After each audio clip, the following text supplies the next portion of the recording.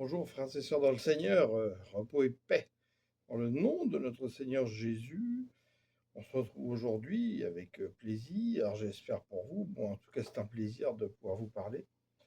Et on va parler de l'esprit de rébellion aujourd'hui qui est dangereux, que ce soit pour les femmes, les hommes et en toutes choses. Donc l'esprit de rébellion, il est dangereux et il peut se glisser en nous sans qu'on y prenne garde. On l'a d'ailleurs tous vécu souvent dans notre jeunesse, notre adolescence ou dans des vies passées. Lucifer est le premier à avoir manifesté cet esprit de rébellion, et Dieu l'a précipité sur terre avec le tiers de ses gens qui ont voulu le suivre dans cette rébellion. Avez-vous remarqué comment les dirigeants et les influenceurs de nos sociétés, dans les réseaux sociaux également, mais bien avant déjà, ont tout fait pour répandre comme valeur sociale cet esprit comme une bannière que les gens ont été fiers de porter, y compris à travers des courants philosophiques, des courants politiques, etc., etc. Dans les années 50, 60, ça a été manifeste à travers le rock and roll, dont j'ai, croyez-moi, fait partie pendant des années de tout ce milieu-là, à travers les films où la jeunesse est devenue rebelle à ses parents et était fière de porter cette bannière de rebelle. Il y avait eu le fameux film Red James Dean qui s'appelle en anglais Rebel Without a Cause.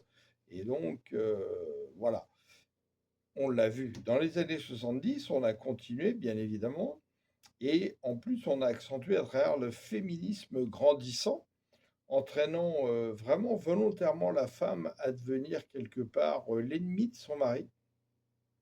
Tout ça n'était pas fait au hasard, bien évidemment, on vient combattre les valeurs judéo-chrétiennes. Puis à partir des années 80, on a accentué encore le féminisme, on a ajouté aussi le politiquement correct, bien des choses qui sont venues nous détourner petit à petit de la vérité encore davantage. Et puis, on a agi aussi sur les jeunes, à travers les jeux vidéo, des jeux agressifs, où les jeunes passent des journées, des soirées, des nuits allongés sur un lit, un canapé, à rien foutre dans la maison et à faire des jeux vidéo. D'autres films avec des messages de rébellion différents, mais les messages de rébellion, où on a mis en héros justement des rebelles, la violence, à travers le rap, une musique qui souvent a emmené les gens justement à la rébellion, à l'agressivité, des choses du jamais vu jusqu'à présent et dont on subit les conséquences encore aujourd'hui, et bien d'autres choses, toujours pareil. Donc, à travers la rébellion féminine, c'est souvent l'esprit de Lilith, en fait, qui apparaît et qui opère à travers les femmes. Et dans des livres spirituels hébreux, on parle de Lilith qui, dans l'acte sexuel, se met au-dessus de l'homme pour avoir une position dominante et qui est un démon féminin. La cérémonie satanique des JO de Paris, mais d'autres événements du même style qui ont eu lieu depuis déjà au moins 5 ans dans différentes villes, ont relâché volontairement des esprits de rébellion dans le monde, des principautés des ténèbres célestes, etc., et pour qu'elles se manifestent encore plus avec force et dangereusement dans les temps dans lesquels nous sommes. Donc nous devons être très très attention. Des esprits de Lilith, de Caïn, de Baal et bien d'autres ont été vraiment appelés par ces gens-là pour être relâchés dans le monde. Donc soyons très prudents pour ne pas être victimes de cela par conformisme du siècle présent. Au contraire, prions, comme nous le dit la parole dans Éphésiens 6, parce que nous ne luttons pas contre la chair et le sang, mais contre les esprits dans les lieux célestes, les esprits de ténèbres, les esprits méchants, et restons fidèles au témoin fidèle qui est le Christ et ses conseils avisés, et les conseils qu'il nous donne également par le Saint-Esprit. Alors que nous dit la parole de Dieu dans Colossiens 3, verset 16? Que la parole du Christ réside au milieu de vous dans toute sa richesse, qu'elle vous inspire une pleine sagesse, la sagesse divine, on n'est pas du tout dans la sagesse des philosophes grecs, pour vous instruire et vous avertir les uns et les autres, ou pour chanter à Dieu de tout votre cœur des psaumes, des hymnes et des cantiques inspirés par l'Esprit, afin d'exprimer votre reconnaissance à Dieu. Je vous rappelle que le Seigneur, justement, c'est marqué dans les psaumes et ailleurs, nous appelle plus à des holocaustes de bêtes ou des taureaux, des brebis, mais à des actions de grâce, parce qu'il le mérite. Nous qui ne méritions pas, en fait, d'être sauvés par la grâce, c'est le bon plaisir de Dieu de nous avoir sauvés par le sacrifice de son Fils, comme un agneau immolé, où il a traversé le sanctuaire, le lieu très saint, en offrant son corps et son sang pour monter jusqu'au ciel, pour nous donner accès au trône de grâce et nous manifester cette grâce, alors que nous méritions la mort de l'âme. Lisez tout Hébreu, et en particulier Hébreu 9, Hébreu 10, qui explique tout ça. Dans tout ce que vous pouvez dire ou faire, agissez au nom du Seigneur Jésus, en remerciant Dieu le Père par lui, donc par Jésus. 18. Femmes, soyez soumises chacune à son mari, comme il convient à des femmes qui appartiennent au Seigneur. Mari, aimez chacun votre femme et ne nourrissez pas d'aigreur contre elle. Enfants, obéissez à vos parents en toutes choses, c'est ainsi que vous ferez plaisir au Seigneur. Mais vous, pères, n'exaspérez pas vos enfants pour ne pas les décourager. Esclaves, obéissez en tout point à vos maîtres terrestres, et pas seulement quand on vous surveille, comme s'il s'agissait de plaire à des hommes, mais de bon gré parce que vous révérez le Seigneur. Quel que soit votre travail, vous le faites de tout votre cœur, et cela par égard pour le Seigneur et non par égard pour des hommes. Oui, car tout ce que nous le faisons pour le Seigneur, et quand nous appartenons à Jésus, nous le faisons en le Seigneur, par le Seigneur et pour le Seigneur. C'est très important de ne jamais oublier ça. Alléluia. Verset 24, car vous savez que vous recevrez du Seigneur comme récompense l'héritage qu'il réserve au peuple de Dieu, de l'Éternel. Le maître que vous servez, c'est le Christ. Alléluia. Celui qui agit mal recevra quant à lui le salaire que méritent ses mauvaises actions, car Dieu ne fait pas de favoritisme. Donc ce conseil pour les femmes est d'autant plus valable si votre mari sert fidèlement le Seigneur. Romains 8, 26. De même, l'Esprit vient nous aider dans notre faiblesse. En effet, nous ne savons pas prier comme il faut, mais l'Esprit lui-même intercède en gémissant d'une manière inexprimable, y compris la nuit quand vous dormez. Et Dieu qui scrute les cœurs sait ce vers quoi tend l'Esprit, car c'est en accord avec Dieu qui intercède pour ceux qui appartiennent à Dieu. Nous savons en outre que Dieu fait concourir toutes choses au bien de ceux qui l'aiment, de ceux qui ont été appelés conformément au plan divin. Je vous laisse lire la suite jusqu'au verset 31. Que dire de plus? Si Dieu est pour nous, qui se lèvera contre nous? Femme, quand ton mari te dit quelque chose ou un conseil d'expérience, écoute-le, ne viens pas engendrer sans cesse un débat. Le couple n'est pas l'Assemblée nationale avec des camps opposés. Éphésiens 5, 29. Car personne n'a jamais haï sa propre chair, au contraire, chacun la nourrit et l'entoure de soins, comme le Christ le fait pour l'Église. Parce que nous sommes les membres de son corps, c'est pourquoi l'homme quittera son père et sa mère pour s'attacher à sa femme. Les deux ne seront plus qu'une seule chair. Et s'ils servent le Seigneur, ils devraient même être un seul esprit, car il y a un seul esprit, un seul Seigneur, un seul baptême, un seul corps. Il y a là un grand mystère, je parle de ce que je viens de dire au sujet de Christ et de l'Église, donc son assemblée. Quant à vous, que chaque mari aime sa femme comme lui-même et que chaque femme respecte son mari. Donc si ton mari te dit, chérie, qu'en penses-tu? Il te demande ton avis. C'est différent. Un débat peut surgir. Mais quand on parle de choses anodines de tous les jours, qu'il n'y ait pas des discussions qui viennent sans arrêt partir dans tous les sens. Peut-être que ton mari, inspiré par le Saint-Esprit, te dit cela parce qu'il sait déjà de façon prophétique que c'est un bon conseil de faire cela pour la journée ou pour ceci ou pour cela. Salomon, rempli de la sagesse divine, s'est perdu à cause de ses femmes. Ne l'oublions pas. C'est pas pour rien que les francs-maçons rebelles à Dieu vénèrent le temple de Salomon et l'esprit de Tubal-Caïn. C'est pas un hasard, qui ont été des esprits de rébellion. Donc quand tu grandis en Christ et que le Seigneur a mis quelqu'un pour te guider, ben, si tu es un homme, c'est pareil. Ne réponds pas sans cesse oui mais quand on vient te donner des conseils en Christ. Car en Christ, c'est le oui et l'amen de Dieu. Et les conseils qu'on vient t'appuyer sur la parole, la sagesse de Dieu, tu devrais les accueillir comme oui et amen. Et non pas oui mais. C'est que tu es encore dans une sagesse des hommes qui n'est pas la sagesse de Dieu. Alors si on tord la parole, par contre, ce qui arrive, il y a des serviteurs malheureusement qui tordent la parole pour nourrir leur ventre, donc avec ruse pour influencer dans le mauvais sens des croyants mal affermis encore dans la foi, dans les fondations qui ne sont pas encore solides en Christ. L'Esprit Saint peut te conduire à dire, il est aussi écrit, comme Jésus est venu répondre à Satan qui tordait la parole en haut du temple pour lui faire des choses en citant la parole mais en la tordant. Donc la loi donnée à Moïse par des anges a été une loi autoritaire et punitive, qui était la loi le péché c'est la mort, et on venait lapider les gens, etc. Il n'y avait aucune grâce.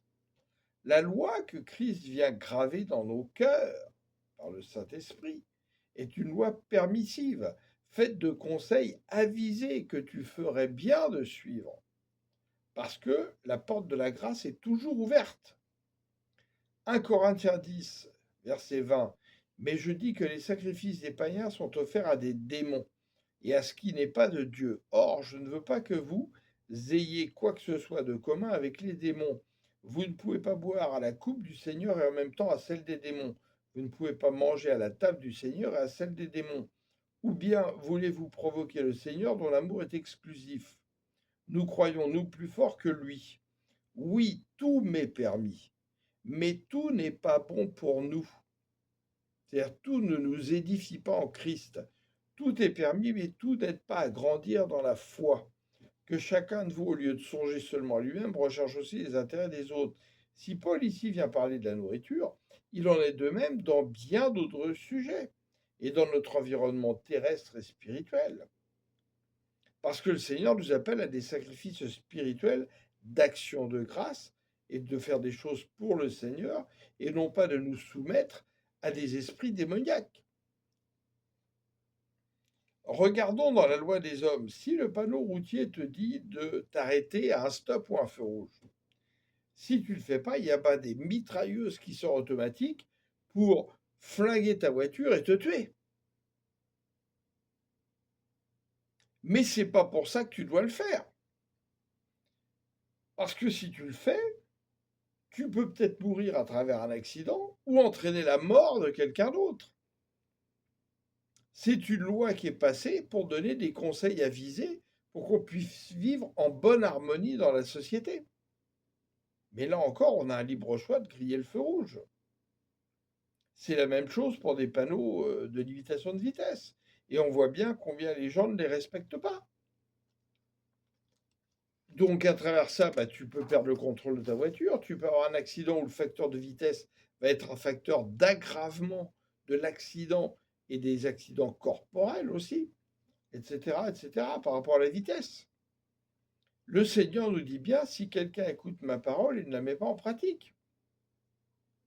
Jean 12, 44, Jésus déclara à haute voix, si quelqu'un me fait confiance, ce n'est pas en moi seulement qui croit, mais encore en celui qui m'a envoyé, le Père céleste. Qui me voit, voit aussi celui qui m'a envoyé. C'est pour être la lumière que je suis venu dans le monde, afin que tout homme qui croit en moi ne demeure pas dans les ténèbres, donc les ténèbres de Lucifer, l'aveuglement, la tromperie. Si quelqu'un entend ce que je dis mais ne le met pas en pratique, ce n'est pas moi qui le jugerai, car ce n'est pas pour juger le monde que je suis venu, mais pour le sauver. Quand il reviendra, il viendra pour juger le monde. Il faudra boire de la colère de Dieu, la coupe de la colère de Dieu pour ceux qui n'auront pas mis leur confiance en Christ et n'auront pas cru en lui, donc n'auront pas cru au Père. Et Dieu use de patience pour que tout le monde soit sauvé. Voilà pourquoi Christ n'est pas encore revenu. Mais on sent bien par rapport à ce qui se passe dans la société qu'il est à la porte. Redoublez d'attention, et je parle particulièrement pour les gens qui ne connaissent pas encore Jésus, de la bonne manière. Celui donc qui méprise et qui ne tient pas compte de mes paroles a déjà son juge. Cette parole même que j'ai prononcée, elle le jugera au dernier jour. Car je n'ai pas parlé de ma propre initiative, le Père qui m'a envoyé m'a ordonné lui-même ce que je dois dire et enseigner. Or, je le sais bien, l'enseignement que m'a confié le Père, c'est la vie éternelle, donc de ton âme. Et mon enseignement consiste à dire fidèlement ce que me dit le Père. Et Jésus, depuis, nous a envoyé le Saint-Esprit, l'Esprit de vérité qui vient du Père et du Fils, qui continue à nous conseiller. Écoutons le Saint-Esprit. Proverbe 17:10, un reproche a plus d'effet sur un homme avisé que 100 coups de bâton administrés à un insensé. Cela nous montre que si tu es un insensé et rebelle, on pourra bien te punir, rien ne changera. Et on le voit bien, par exemple, certaines personnes qui sont démonisées sans le savoir et qui vont en prison sans cesse, ils sont relâchés, ils retournent en prison et ils retombent dans la sphère de la violence sans arrêt.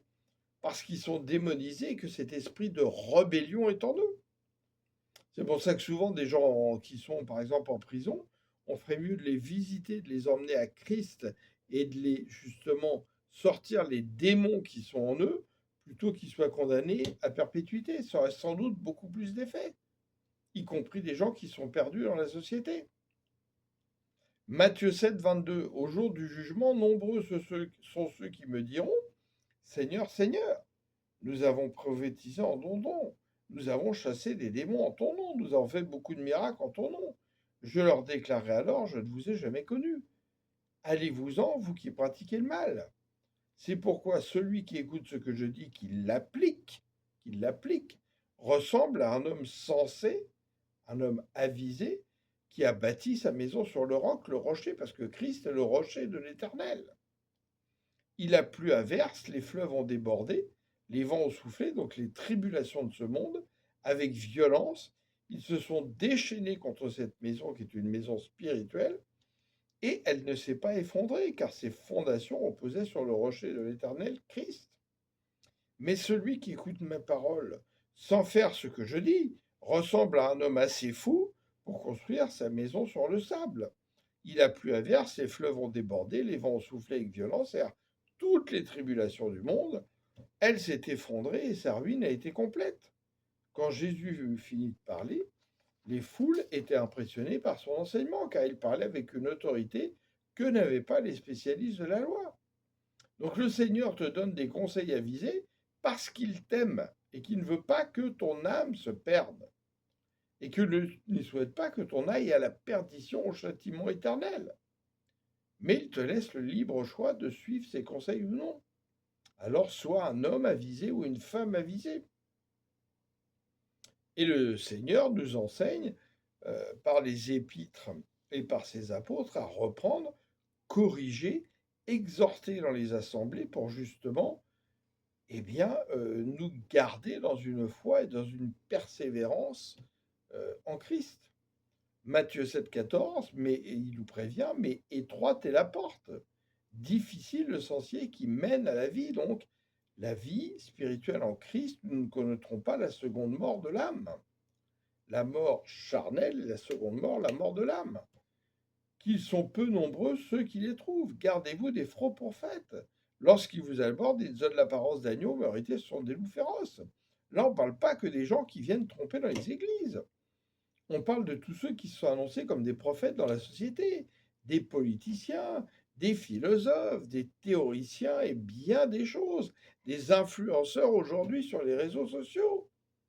Faites attention les jeunes, vous êtes toute la journée sur YouTube à regarder, excusez-moi, des stupidités qui vont vous emmener à la mort spirituelle, au lieu de voir la sagesse de lire une Bible et de lire la parole de Dieu, et de vous laisser toucher par le Saint-Esprit, d'accorder du temps aux autres, d'accorder du temps au Seigneur, faire des prières d'action de grâce. Vous mangez, vous vous gloutonnez, jamais vous n'auriez idée de remercier le Seigneur. Pourtant, c'est lui qui a permis que tu manges. Vous avez voyagé, vous ne remerciez pas le Seigneur pour dire merci Seigneur d'avoir permis que je voyage jusqu'ici, d'avoir dit merci Seigneur que j'ai des enfants, que j'ai une femme, que j'ai un travail, que j'ai un toit, etc., etc. Tout cela vient du Seigneur, même s'il passe par des hommes pour te le donner. 2 Timothée 4 en assemblée nous dit quoi? De reprendre justement. Je t'en conjure devant Dieu et devant Jésus le Christ, qui doit juger les vivants et les morts, et au nom de son apparition et de son royaume, prêche la parole, insiste en toute occasion, favorable ou non, reprend, censure, exhorte. Vous voyez qu'il ne dit pas caresse les oreilles, viens faire en sorte que ton église soit pleine pour être bien pleine pour avoir des dîmes et des offrandes. Non, il ne dit pas ça. Exhorte avec toute douceur et en instruisant, car il viendra un temps où les hommes ne supporteront plus la saine doctrine, mais ayant la démangeaison d'entendre des choses agréables. C'est ce qui se passe, on est en plein dedans.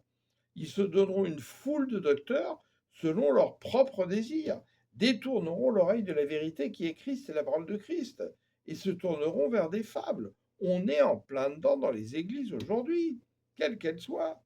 Mais toi, sois sobre en toutes choses, supporte les souffrances, fais l'œuvre d'un évangéliste, remplis bien ton ministère. Il y a très peu d'églises aujourd'hui où on vient bâtir solidement des gens en Christ. C'est déplorable et ça nous attriste. Donc soyons sur nos gardes. Et donc vous savez que sur cette chaîne, c'est ce qu'on fait. On essaye, et quand je vous prêche, je me prêche à moi-même. Je me bénis moi-même par ce que je vous dis. Alors ayez à cœur aussi de le partager aux autres. Très belle fin de semaine à vous, quel que soit l'endroit où vous vivez, vous habitez, que ce soit en France, en Europe francophone, en Afrique francophone, que ce soit au Canada, francophone puisqu'on parle francophone. Si des gens ont à cœur de traduire ces messages dans d'autres langues, alléluia, sentez-vous libre. Tout ce que nous le faisons pour le Seigneur et pour nos frères et sœurs, parce que nous devons avoir le même esprit qui était en Christ, d'être serviteurs, de nous abaisser pour servir les autres et justement, par compassion, leur parler pour que justement ils n'aillent pas à la seconde mort. Nous sommes appelés à être des pécheurs d'hommes. Alléluia. Gloire à notre Seigneur. Que ton nom soit glorifié et élevé dans nos cœurs toujours plus haut, Seigneur Jésus. Conforte-nous, affermis-nous, Seigneur, dans notre foi, dans notre fidélité en toi. Et vraiment, avertis-nous, Seigneur, par ton Saint-Esprit, de tous les dangers, car tu nous préviens toujours d'avance, et que le nom de notre Seigneur Jésus, le nom de notre Père, l'Éternel, soit béni, et qu'il reçoive notre action de grâce maintenant, en esprit et en vérité. Alléluia. Oui, Seigneur, nous t'aimons de tout notre cœur, de toute notre âme, de toute notre être et de toute notre force. Que toute la gloire et l'honneur te reviennent. Amen.